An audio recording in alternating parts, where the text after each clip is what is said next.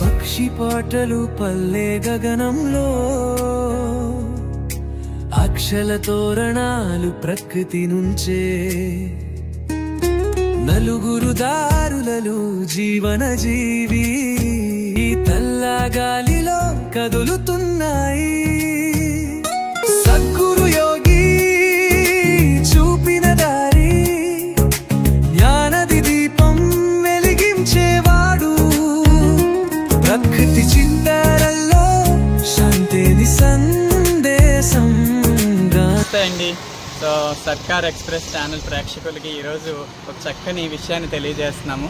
ముఖ్యంగా చూడండి, మన పల్లెటూరు సాంప్రదాయాల్లో ప్రధానంగా రైతు వాతావరణంలో ఉండే వాళ్ళు ఈ యొక్క వరి కుర్చీలు అంటారండి. చూడండి, వీళ్ళు చక్కగా ఇక్కడ అమ్ముతున్నారు. సో మన సంస్కృతిలో ఈ యొక్క ప్రకృతిలో పక్షులకి ఎంతో ప్రాధాన్యత ఉంది. నేటి కాలంలో చాలా పక్షులు అంతరించిపోయేటువంటి పరిస్థితి, ముఖ్యంగా పిచ్చుకలు లాంటివి.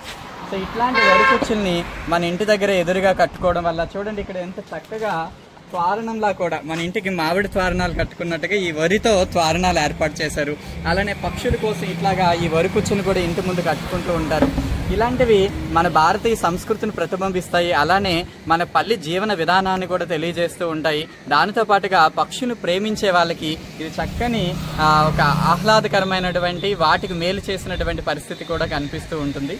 సో ఇట్లాగా వీళ్ళు తాళరేవు మండలం మట్లపాలెం రోడ్లో ఇక్కడ మనకి కాకినాడ జిల్లాలో ఇట్లా వీళ్ళు వీటిని అమ్ముతూ ఉన్నారండి. వీటిని వరి కుర్చీలు అంటారు.